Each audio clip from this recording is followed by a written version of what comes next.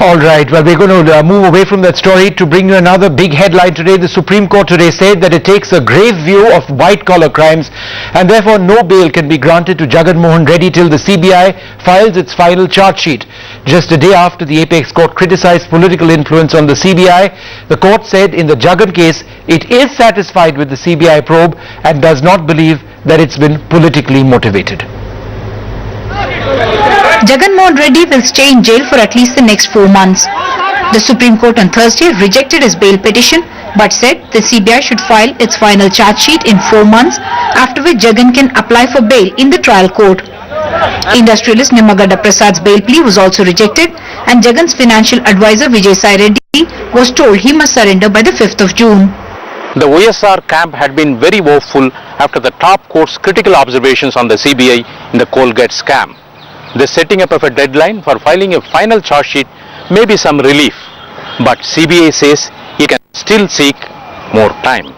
CBI counsel also points out that the court had not entertained allegations that the probe was politically influenced. We have arrested sitting Congress ministers also. There is no interference by Congress or by any political party. Come May 27, it will be 1 year since Jagan Mohan Reddy was arrested for holding assets disproportionate to known sources of income. Mopi Devi Venkatramana, the first minister named in the case, resigned and was arrested 3 days before Jagan. He has stayed in jail since then. The other ministers, Roads and Buildings Minister Dharmana Prasad Rao and Home Minister Sabita Indra Reddy, have continued in Chief Minister Kiran Kumar Reddy's cabinet despite being named in charge sheets filed by the CBI. The court has not taken cognizance of the second minister's charge sheet yet. And the first minister's charge sheet, the court has said that the permission of the government is required. So how was the decision taken? And was it according to procedure? That is one aspect. The benefit they have derived out of it, that is not on the face of it. It is not the responsibility of the state government or other things. So they will have to answer such questions. The dilemma for the Congress is that it cannot disown its ministers, nor can it blame the previous Congress government. So, the Congress government is inclined to back its ministers and unlikely to give the nod for their prosecution. Some 7 more charge sheets are expected to be filed in the Jagan case, and there are likely to be more names from the Kiran Kumar Reddy cabinet. With A.Y. Dinathan in Delhi, in Hyderabad, Uma Sudhir, NDTV. Well, earlier this evening I spoke to Bharti Reddy, Jagan Mohan Reddy's wife, and I began by asking her, Bharti, the Supreme Court refused to grant Jagan bail today and indicated that it did not believe that this case was politically motivated, as you have always argued. What do you intend to do now that your central argument that this has all been politically motivated, that's been defeated? See, one thing is that this is a political case is what even a child in Andhra Pradesh knows.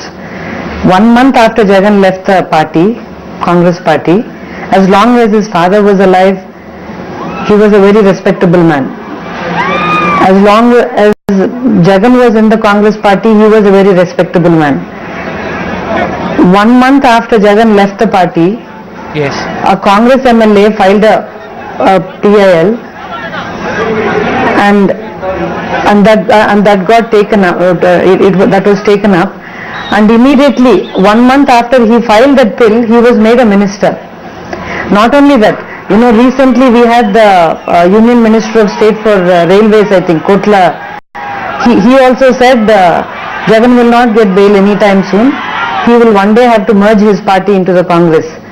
See, all these, and even Mr. Ghulam Nabi Azad during the last May election campaign, I think, he said had Jagan been in the Congress, he would have been made a minister and eventually would have made a chief minister. But Bharti, tell me this, were you optimistic after the Supreme Court's observations on the coal scam that the CBI was not independent at all and worked at the behest of the government? The Supreme Court said this, and on the basis of these Supreme Court observations, did you believe that your central argument that this is all politically motivated, the CBI was working for the government, that would have done well in terms of what the court decided?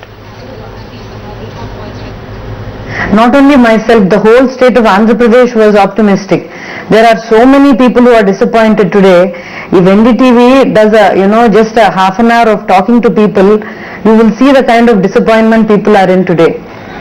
Because we all had high hopes that Jagan will come out on bail, that finally justice will be done for us, is what we had all hoped for. But anyway, I'm still happy that at least the Supreme Court has fixed a time frame for the CBI. I'm happy with that, because the judge had said that he will do justice to both the parties, and he did fix a time frame. All right, so that's welcome news as far as you're concerned, because you believe it's all been kept hanging in a sense. But when Jagan eventually does come out of jail, do you believe that as a result of this jail term, the fact that he remains an incredibly popular leader in Andhra Pradesh, do you believe that he would actually emerge an even stronger politician? I think even right now, because of the moral stand he has taken, in spite of all this pressure, see, Congress uses this kind of pressure tactics. They've done that with Yediyurappa. In spite of all that, Jagan has stood strong in his conviction, in what he believed. I think that itself makes him a force to reckon with in the state right now. Even if he is inside, I think the people love him so much, people are behind him so much, because they see that he is standing by his convictions, that he will not let the people down like how Chandrababu has done or like how Congress has done. But he is not an opportunist. Had he been an opportunist, he would have been outside by now. I think the people see that. People see that he is a man who will stand by his words. But Bharti, don't people also see Jagan as being someone tainted by incredibly serious charges of corruption? That your entire business empire in a sense was funded through corrupt practices. So it's not just about him being a mass leader, an exceptionally popular leader, very much along the lines of his father, but also as somebody who's inherited this legacy of corruption. I think people know that these are all false allegations. Because see, if you see, immediately after he was arrested, the by-elections were held. Out of 18, our party won 15. And the MP constituency where our candidate was fielded, we won by 3 lakhs majority. Never seen in that place.